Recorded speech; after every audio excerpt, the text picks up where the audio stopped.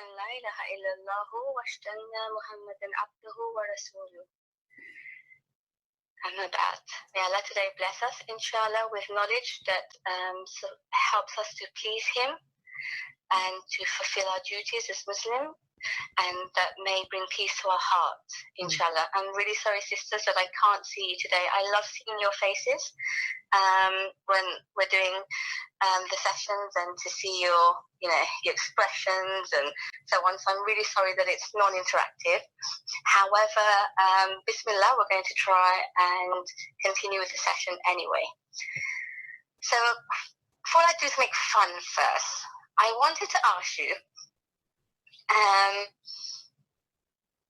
if you have a pen and paper handy, which relationship in your life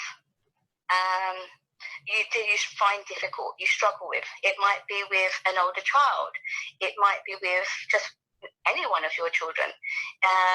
So I'm talking about the kind of ones where you kind of easily get into an argument with them. You might find that they're just able to irritate you. Normally you're quite calm with everyone, but there's just this one person you struggle with. And that we find is normally a relationship that's quite close to home. So I don't want you to share it publicly, but this is something that might help you, inshallah. And so if you have a pen and paper, or if you don't, just have it to mind, the one relationship you struggle with. Okay? So make a note of that. The next thing I want you to make note of, please, is 5 things that you think if that person changed, or if that person just did, it would make that relationship better, or it would make their own life better.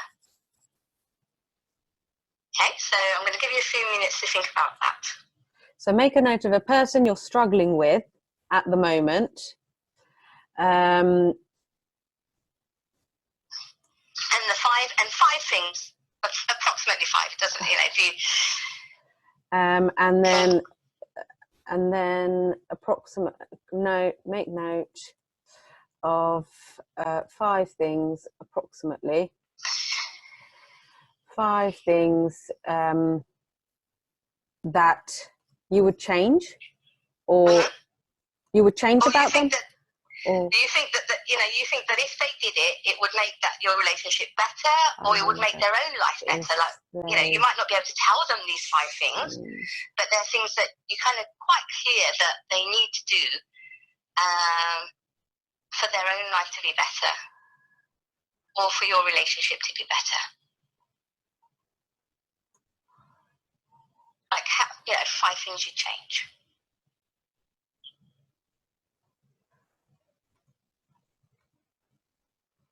Now, it might be that you want to type these 5 things, because we're not saying who that person is, those 5 things, because there's something for you to see in your answers, and that's where I'm taking you. So you might want to type it, or you might want to write it.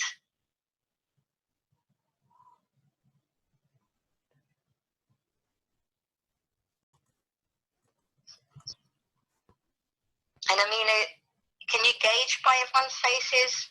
Are we nearly there? Do you guys need longer? Nobody's showing me their lovely faces. I've just got Farah's and Faria's. Sisters, we would like to see your faces. So if you could show your video. I'd love to see your faces. If you want to show your video, that would be great. Or if you want to type in the chat box when you're ready. So should the sisters write in the chat box, Amina, what the things they would want to change? If they want to, because it's anonymous anyway, we don't know who you're talking about. So if you want to, you can. Okay, brilliant. Fiona, thank you. It's for you. It's for you to see the next bit. Okay, so sisters that might have just joined, we're talking about relationships today, and hopefully this session will help improve our relationship. And what we're going to do is think of a person that we are struggling with in our relationship, and think of approximately 5 things that you would change or want them to change in order for your relationship to be better or flourish more. So what you can do is write the 5 things down, or you can share it with us completely anonymously, the characteristics or traits or what you want them to change. So for example, Sister Fiona would like this person that she's thinking about to be more open, to be more talkative. So Rosina, you can share in this chat box if you wanted to, because it's completely anonymous. We're not taking any names. You don't, we're not going to... It's not for the purpose of bad-mouthing anyone. There is just something quite deep to see in what we're doing. So don't worry, I'm not leading you into trouble. And I think you might have my video on now. We do. I didn't want to say anything, just Bismillah, I'm just praying that it stays. And also my little receptionist headphones, I really love these. My kids are like, please take them off, Mummy. You can never keep the ones in that you put in your ear. They always fall out, so I need something that's just securely sitting on the hijab. Okay, I'm assuming now you're done. I'm hoping you're not, you don't need to write more than 5. But we have Sister Rosanna here saying, okay, mine were being an active listener, giving whole attention, being more supportive, and being more empathetic and understanding, inshallah. Okay, thank you. And I assume that by now you've all had a chance to do that, to write your 5. Now I want you to look at that list again.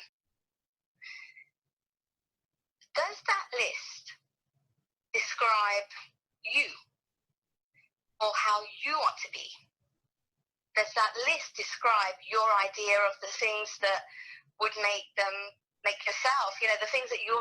Because sometimes what we do is we want from others the things that are on our to-do list, the things that we are striving for. So they're almost our weaknesses too, and if they improve them, or, actually we're focusing on them, but really they're the things that we don't do so well. Assalamu alaikum, Sarah. Alaikum salam. So, what do you see in the list? And this I want you to write in the chat box. So I'm going to be looking for answers from everybody, including coaches. All right? And what did you see in your list? Does your list describe the you want to be, or the you are? Does the list describe the things that you hate about, kind of you dislike about yourself in any way, or the things that, the expectations you have of that person, the expectation you always had of that person? What does the list describe for you? So 1 or 2 words. And I'm just going to go around, otherwise I'll unmute everybody. But if you're doing the exercises, it's really handy, okay? Okay, so Sarah said, thank you, Sarah. I've seen these qualities in myself, hence wanting to help others let go of their behaviors for this benefit in a loving way. Right, so that's really interesting, right? Because those were the things that you improved on. You want them to have that. Now that, of course, we want for ourselves, others what we want for ourselves, and that's beautiful. But what you will see as we're drawing out these reflections is often that somehow it's very much to do with what we want for ourselves, what we've been working on, what we prioritize, what we think is important. It's almost like we look at that person from our lens of me, my journey, what I've been through, what I need. It's all about really often, most of the time, it's about me. This is my journey. This is what I've been through. This is what I need from you. Because I've been through a certain experience. So you might start to find that. Okay, so Sarah says yes, it's like a mirror, right? And that's really interesting.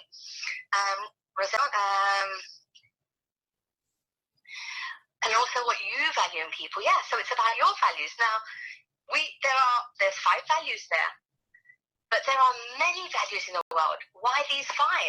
Now, they're the ones that you attach importance to.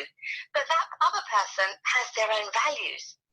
Just because we're not seeing the values that are important in our eyes, does that mean their own values are not important? Yeah, Sarah, we all have our own value set, but does that mean only my values are the ones that are like the ones that everyone should have? Okay, what have we got? I think we can all relate to that one, Sabia. So what did Sabia say? Sabia said, what about when you just want your 4-year-old to be quiet for 10 minutes? Yeah, okay. And that comes down to age. A 4-year-old doesn't get it. A 4-year-old just isn't thinking about, like, why do you want to get it? My question would be, okay, why do you want the 10 minutes? Now, I get it as a mom. I want more than 10 minutes. You're not even asking for much. But does your child understand that need? No. But you see, again, what you want from him has to do with what you want for you. That's what we're going to find in this list. So it was a cheeky exercise. It was just a fun way to start. But the idea is what we're looking for others, the things that frustrate us, the things that we believe that they should do, right, often have everything to do with us. It's as if they have to improve themselves for us. Now, how many of you sisters saw that? Can you give me, I don't know, a yes, if you saw that? Yes. Okay, Sarah said yes. I think. Fiona, did you see that? I think Fiona might have had an insight there. I wonder what she's thinking. Who's that? Fiona. She said, "Oh my." So maybe she had. What does that "oh my" relate to, sis? Tell us. Maybe she had an insight. This is a very interactive session. I'm not going to just deliver here today. I'm just going to lead you to discovery, inshallah. Sabia said it froze. Could everyone else hear me? That might have been on your side, sis, because it was consistently okay on this side. And very often I'd say to you, it's always my side, but perhaps not this time because I've got multiple devices going on. Okay, here's Fiona's insight. Okay, I just realised I put expectations on other people. Yeah. Very much from the way we view the world. Now, Fiona, let me push you a little bit further. Are those realizations and are those expectations the things that you think you need in life? I need people to do this for me. Terrible. No, human. It's not terrible. It's just good to be aware. So don't start beating yourself up about this, sister. This is not for that. I want to take you further on this journey, inshallah. Yes and no. Okay, now that's interesting because it doesn't have to be completely yes in every case. I'm generalizing, but I'm saying in most cases, the things that we want from others, the things that we believe they need to change, the way that we try to mold them, the way we try to fix them, has often a lot to do with what we need and want from them, how we want them to improve so that even our own lives will be better. And that's very much from what I would say an ego perspective. Often we look at relationships from what you're bringing to me, what you're giving me. And then we judge that relationship, well, you're failing me. You're not giving me what I need. Now, this isn't so conscious. I'm not suggesting you all sit there and think, write a list and say, right, if you do this for me, I'll be really pleased with you. No, but it's very subtle. It's quite subconscious, right? But it's really, really important to be aware of it. Okay, we've got quite a few of, oh yes, that's true. Great. Can I have more feedback, ladies? Tell me, are you with me before I even go any further? And I'm sure you want to go further. This is quite fun, right? Give me a few yeses, ladies. When I get a few more, it could be a no, but give me a few messages. Okay, Rahma, thank you. Roxanara, thank you. Maria, thank you. Yes, perhaps. Rosina? Sarah, yes. Okay, great. Right. Hiba, yes, thank you. All right, so what does that mean? It means, and I'm going to tell you deeply what it means. Oh, yes, Fiona, you want to go further? Shall I take you? Shall I tell you what it means? Okay, it really means we are never looking at a person as they are. We are looking at them through the lens of me and what I need and what I want. It's almost like everyone has to improve themselves around us. so that we get what we want out of them. It's what I call ego love. Ego love is, I love you and I'll look after you, or I'll care for you, I'll do for you, but I want you to give me something back. Whether it's love,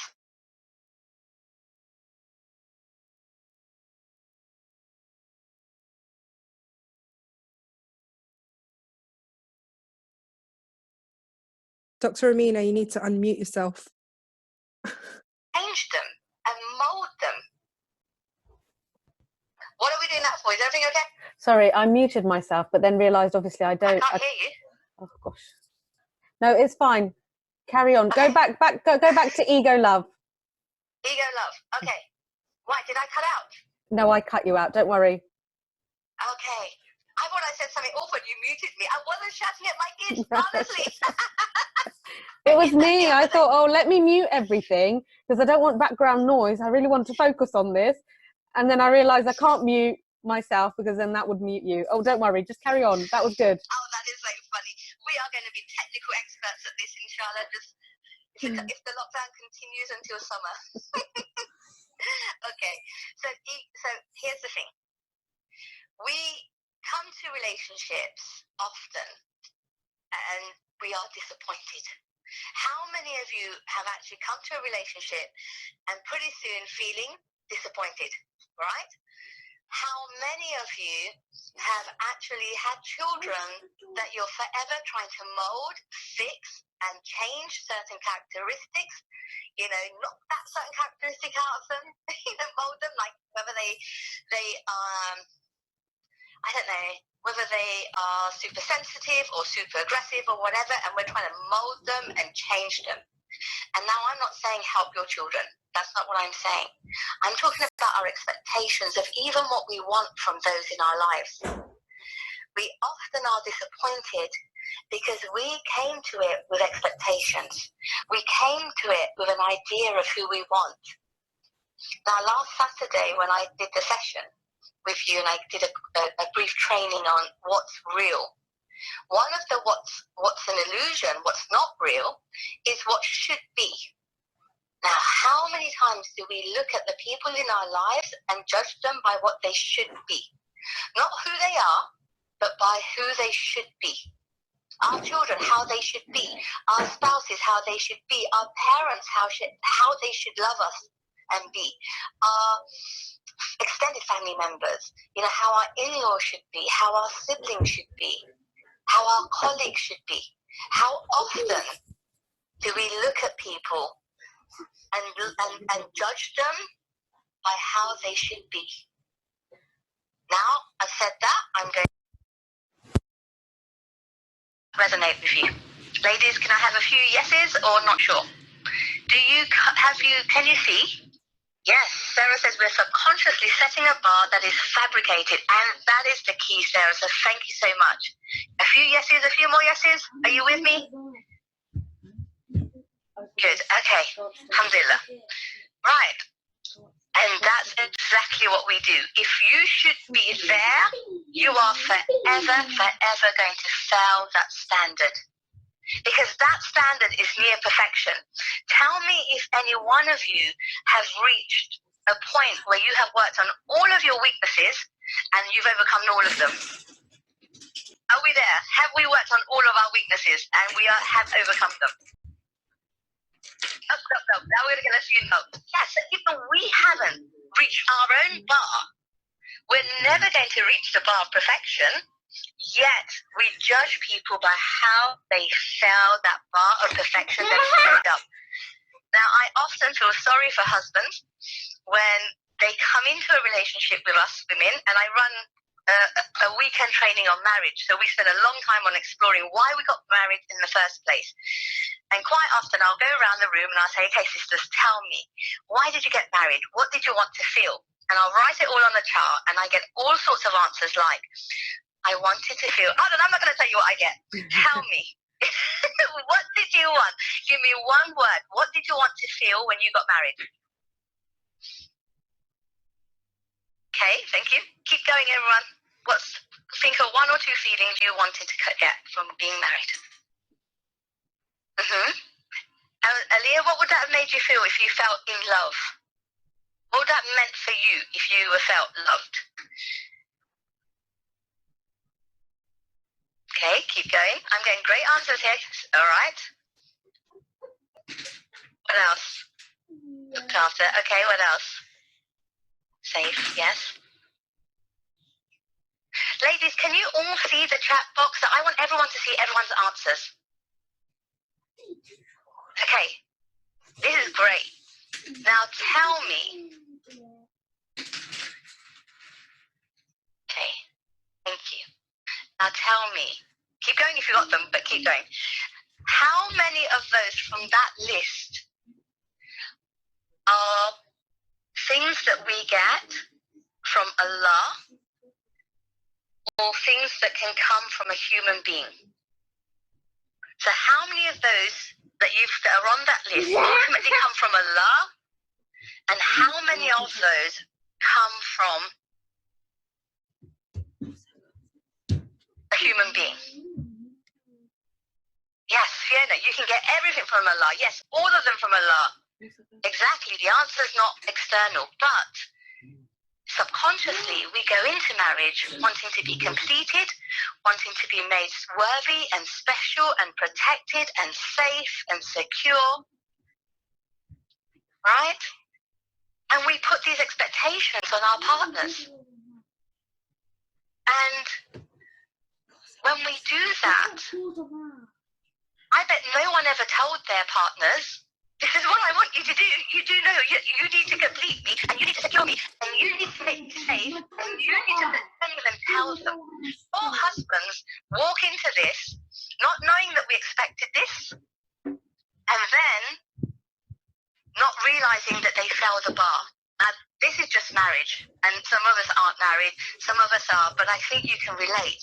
Even if you had children, a lot of us have expectations that somehow they're going to, through them, we're going to save ourselves and get to please Allah and get to perfection, that we've done a great job, and then we're guaranteed in Jannah, a place. So we put a lot of pressure on our children being perfect, because if they mess up, that means we failed. And so we put expectations on our children, not on our parents. Let's think about our parents. Now that we all share in common. We all have parents. We expect them to perfectly nurture us and raise us. And it is really difficult when they miss that bar. I remember the first time I realized that my parents weren't perfect. I was young. I was about 15. We may have all gone through that journey. And it's quite a shock. It's almost like you make mistakes. What you mean, you sin, you mean you do either, and you're like, oh my God, you're not perfect. And so you can start to see how, and you suddenly realize your parents are human. I know. But have we afforded people now in our lives the freedom to be human? We ourselves have not reached perfection, but we expect them to be perfect, right? And then because they fail that, because everyone is going to fail that, then there is this judgment in the relationship and this disappointment, and that energy is felt from the other person. Have you ever been with someone who is disappointed in you? How does that feel on the receiving end? Can you type up your answers, ladies? How does it feel to be with someone who you feel they're disappointed in you? And it could be a boss or anyone, but we've all had people that we've been in their company and we're like, awful. Yeah. What else, ladies? Hurtful. People don't really care. Powerless to make them feel better. Yeah. Embarrassed. There's this feeling of failure. Now, heartbreaking, it's like, but what if we're doing that to those around us? What if because of these judgments, sorry, hear Mariam crying, it's because she's having her nappy changed by her dad. And you can probably hear my voice thinking, but I want Army. But how many of us are doing that to others? Because we have such high expectations. Because we have such high expectations, that we leave others feeling like they failed us. Like it's one thing to expect people without realizing to be a certain way. That's one thing. And as one sister said, oh my God, that's awful, I do that. But how about how others can feel? Right? And that's happening in all relationships, because as we're doing it, others are doing it to us. So it's happening both ways. So when you feel a bit distant from someone, when you feel like, oh, you give up and you don't know what to do, it could be because actually on both sides of the table, there is judgment there. There is a high bar and there is judgment. And as Dr. Sonara said, and Sarah said it too, judgment kills connection. If you don't feel close to your loved ones, and they don't feel close to you, it could be that you're both sizing each other up to a bar that you're never going to reach. And I ask you then, do you really see them? Or do you see your list of expectations? Are you really seeing that person? Or are you seeing the list that you have in your head and the crosses of failure? Fail, fail, fail. So my tip for you today, sisters, I wonder why we create the bar. Okay, that's going to be too deep for me to go into today. And even I think I'm out of time. I don't know if I even have time to cover ego love. I might do that another day. Because that's another concept in itself. But a tip for you today is this. I want you to look at the people around you for who they are, for who Allah created them to be, good or bad, failure, failure or not by your standard. If you wrote your standard on a piece of paper now, rip it up and put it in the bin. Because that's always going to lead you to feel disappointed and hurt. Because you're not getting what you want. But you know what? There's something very important to see. You might not be getting what you want, but Allah is always giving you what you need. You may need that characteristic in that person to help you grow and improve. In fact, the people we clash with often, they're like our opposites. Like you're on time and they're late. You're tidy and they're messy. You're really organized and they're really like wild and, living in a wild mess. You always think carefully about how you speak and they don't. You might find that they're your opposite, and I tell you why. Allah pairs us so that we can find balance. Because if we found someone that just like us, we'd probably, rub off each other's energy so much that we would go to extremes. Yet Allah brings us together with people we need. The people that you're struggling with the most in your life are there to help you grow, to help you find balance. You might not have gotten what you wanted, but you have to trust that you got what you needed. Now look at them without judgment. See them for who Allah chose for you in your life. See them for who Allah gave you to, for who Allah gave you. See them for who they are. And you might find the connection just improves. So that's what I want you to do. I would like you to see the people in your lives without your judgment. There's no struggle then, because they're not failing you. It's just a lot easier. You just get to see them who they are. Now, the goodness, that balance that I said, you will not find that until you accept who they are. Yes, they need to improve, but you have also things you need to improve on, and you're working on it. And inshallah, Allah will give them the tawfiq to improve what they need to improve too. But it's not necessarily our job to say, you need to fix X, Y, and Z. You have to simply accept them for who they are, where they're at, and know Allah is taking them on their own journey. And you need to have trust in Allah, sisters, that Allah knows best what you need. In His wisdom, you are where you are, and there is goodness in this. But you won't find it until you accept Allah's decree.